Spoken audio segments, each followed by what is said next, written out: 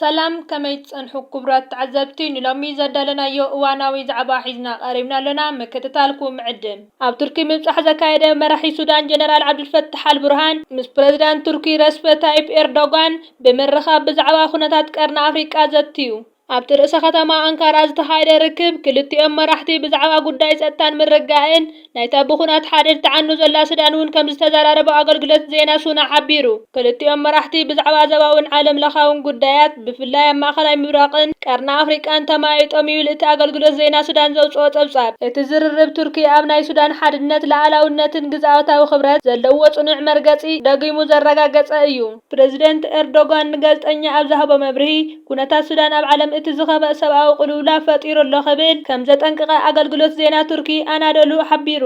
እቲ ዝፍጸም ዘሎ ግፍዕታት ምስ ገበናት አንጻር ሰብኣውነት ዘዳረግ ምዃኑን ብምጥቃስ ደው ንኽብል ጸዊዑ ይርከብ አንካራ ንህዝቢ ሱዳን እትህቦ ዝጸንሐት ሰብኣዊ ረድኤት ክትቅጽሎ ምዃና እውን ኣፍሊጡ ቀዳማይ ሚኒስተር ቤንጃሚን ኔታንያሁ ነታ በዓላ ናጽነታ ብምእዋጅ ርእሳ ከተመሓድር ጸንሐት ሶማሊላንድ ብወግዒ ከም ልዕላዊት ሃገር ከም ዝፈልጣ ኣውጁ ይርከብ እንተኾነ ጅቡትን ግብፅን ቱርክን ዝርከበን ሃገራት ነቲ ስጉምቲ ብምንቃፍ ተቃውሞታተን ከስማዓ ጀሚረን ኣለዋ ኔታንያሁ ብዓርቢ 26 ታሕሳስ ኣብ ዘውፅኦ መግለጺ ሎሚ ንሪፐብሊክ ሶማሊላንድ ከም ነጻን ልዕላዊት ሃገር ወግዓዊ ኣፍልጦ ከም ዝሃብናያ ኣፍሊጠ ብምባል እዩ ኣፍሊጡ ምስ ሚኒስተር ጉዳያት ወጻኢ ሰዓርን ፕሬዝዳንት ሪፐብሊክ ሶማሊላንድ ሓበራውን ሓድሕዳውን ኣዋጅ ፈሪምና ንህዝቢ ሶማሊላንድ ዓወት ብልጽግና ናጻነት እምነየሎም ክብል ኔታንያሁ ኣብ ኤክስ ኣስፊሩ ሶማሊላንድ ካብ ዓባይ ሶማልያ ናጽነታ ብምእዋጅ ናይ ባዕላ ምምሕዳር ብምቋም ክትከይድ እኳ እንተጸንሐት ዓለም ለኻዊ ኣፍልጦ ግን ኣይነበራን እቲ ስጉምቲ ብጻዕርታት ትከላ ስለያ ወጻኢ እቲ ሃገር ሞሳድ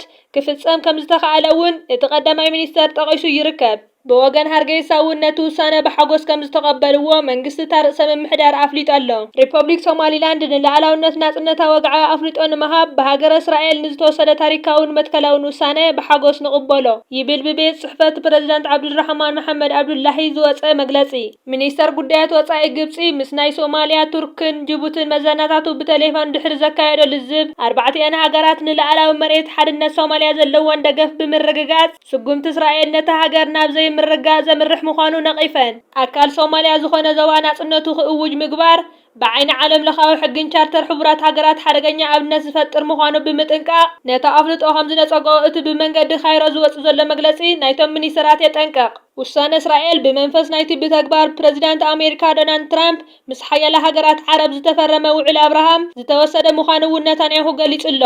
እቲ ኣብ ቀዳማይ እብረ ስልጣን ትራምፕ ኣብ 2020 ዝተፈረመ ስምምዕ ከም ሕቡራት ኢማራት ዓረብ ባሕሬን ሱዳንን መሮኮን ዝበላ ሃገራት ዓረብ ምስ እስራኤል ንፈለማ እዋን ዲፕሎማስያዊ ዝምድና ክምስርታት ዘኽእል እዩ